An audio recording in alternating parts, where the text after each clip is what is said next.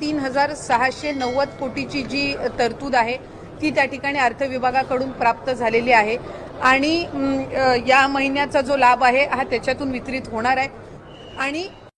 एकूण खर्च आतापर्यंत किती झालेला आहे? साधारणपणे 2025च्या ऑगस्टमध्ये आपण ई-केवायसीची प्रक्रिया सुरू केली आणि त्या ई-केवायसीच्या प्रक्रियेमध्ये आपण 6 महिन्याची मुदत, पहिल्या कालावधीमध्ये 1 महिना, नंतर आणखी विनंती आली, आणखी 2 महिने, त्याच्यानंतर आणखी 2 महिने आणि मग शेवटचा डिसेंबर 31 पर्यंत आपण ई-केवायसीची मुदत दिली होती. त्यानंतर सुद्धा ज्यांनी ई-केवायसी 31 डिसेंबरपर्यंत केलेली आहे पण त्यांच्या ई-केवायसीमध्ये काही त्रुटी राहिलेल्या आहेत, आपण त्यांना सुद्धा ते दुरुस्त करण्याच्या दृष्टिकोनातून एप्रिल महिन्यापर्यंत त्यांना संधी दिली आणि 31 ई-केवायसीची प्रोसिजर साधारणपणे न केलेल्या महिला जवळपास 60 लाखापेक्षा अधिक आहेत, ज्यांनी कधीच ई-केवायसी ही या योजनेअंतर्गत केलीच नाही.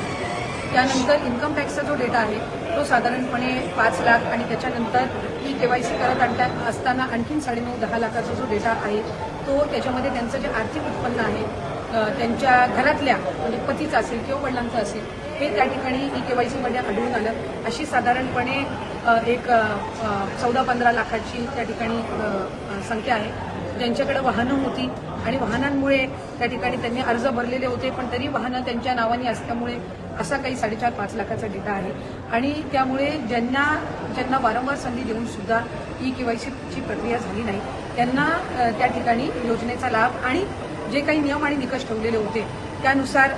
या योजनेचा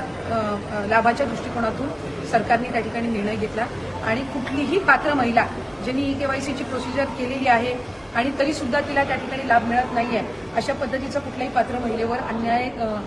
किंवा त्या लाभार्थीवर अन्याय हा विभाग म्हणून किंवा शासन म्हणून केला जाणार नाही. आमच्याकडे काही तक्रारी किंवा काही त्या ठिकाणी निवेदनं प्राप्त झालेली आहेत की त्यांनी ई-केवायसीची प्रोसिजर केली होती पण तरी सुद्धा त्यांना लाभ मिळत नाही आहे. अशा प्रोसिजर ह्या ज्या आहेत त्या आम्ही क्रॉस व्हेरीफाय करतोय. ज्यांनी संजय गांधी निराधार योजना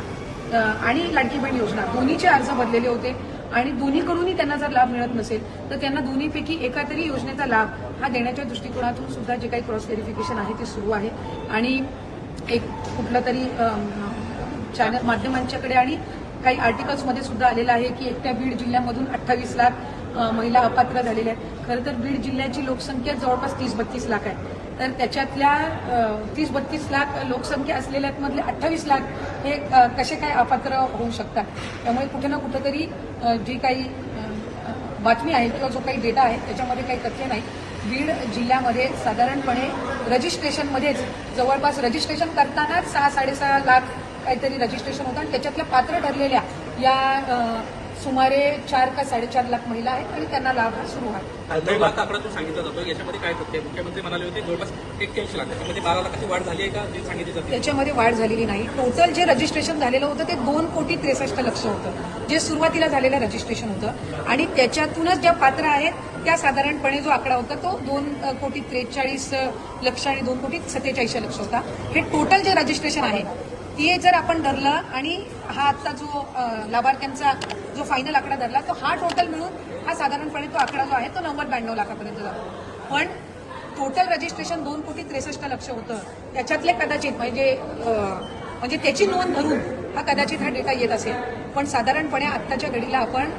1,67,00,000 ते 1,70,00,000 सुमारामध्ये हा जो आहे तो डेटा पूर्ण ई-केवायसीची प्रक्रिया केल्याच्या नंतर हा त्या ठिकाणी आपल्याकडे आहे आणि मूळ जे रजिस्ट्रेशन झालेलं त्यासहित जर ऍड केलं तर त्यानुसार तो येतोय आणि म्हणून प्रत्येक 2-3 महिन्यांनी अशा पद्धतीचे जे काही वेगवेगळे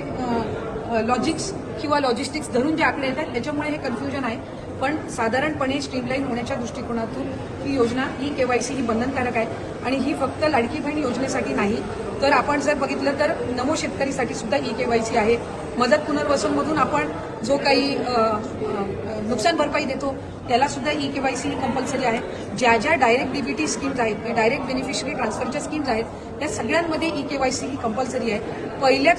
पहिल्यांदाच ही प्रक्रिया होत असल्यामुळे त्या संदर्भामध्ये काही शंका कुशंका होत्या पण आता पूर्ण त्या स्ट्रीमलाईन झालेल्या असून ज्या पात्र लाभार्थी आहेत त्यांना आम्ही त्या पद्धतीने तो लाभ देत आहोत आणि ज्यांच्या तक्रारी आलेल्या आहेत आमच्याकडे की ई-केवायसी करून सुद्धा त्यांना लाभ मिळत नाहीये किंवा त्यांना त्या संदर्भातली शहानिशा करून जर ई-केवायसी करून त्यांना खरंच मिळत नसेल आणि त्या पात्र असतील तर त्या पद्धतीनं कारवाई केली जाईल. पण ई केवायसी करून सुद्धा जर या दुसऱ्या म्हणजे समजा त्यांची वाहनं असेल किंवा इन्कम टॅक्सच्या याच्यामध्ये ते बसत नसतील किंवा दुसऱ्या कुठल्या स्कीममध्ये ते कुठला लाभ घेत असतील आणि त्या कारणाने असेल तर स्वाभाविकरित्या त्यांना त्या ज्या दुसऱ्या स्कीमचा लाभ सुरू जाईल पण लाडकी बहीणचा त्यांना त्या पद्धतीनं तो लाभ काही पुढे कंटिन्यू होणार. आतापर्यंत किती रक्कम जी आहे ती महिलांना गेलेली आहे एक्झॅक्ट आकडा किती आहे ज्या पात्र होत्या आतापर्यंत किती अपात्र महिलांची आतापर्यंतची संख्या किती आहे आतापर्यंत? अपात्र महिलांची साधारणपणे मी पात्र महिलांची तुम्हाला सांगते की 1,67,00,000 इतकं आपण जे लास्ट डीबीटी केलेलं आहे ते सुमारे त्या याचं गेलेलं आहे. म्हणजे ई केवायसीची प्रक्रिया पूर्ण झाल्याच्या नंतर ज्यांनी ई केवायसी केलेली नाही किंवा जे इन्कम टॅक्सच्या याच्यामध्ये जो काही डेटा आम्हाला तिथून मिळाला त्यानुसार जो इंटिग्रेट केलेला डेटा असेल, आरटीओ कडून जो मिळाला त्यानुसार जो इंटिग्रेट केलेला डेटा असेल किंवा ज्यांनी ई केवायसीची प्रोसिजरच त्या ठिकाणी फॉलो केलेली नाही, ह्या सगळ्याच्या अंतिम आलेले जे पात्र लाभार्थींची आहे ती साधारणपणे 1,67,00,000 अशा सुमारास आहे. जे पुरुष होते जे लाभ घेत होते त्यांच्याकडनं पैसे रिटर्न द्यायला सुरुवात केली आहे का? पैसे रिकव्हर करण्याच्या दृष्टिकोनातून विभागाच्या वतीने जो प्रस्ताव आहे तो आम्ही त्या ठिकाणी केलेला आहे. जे शासकीय कर्मचारी होते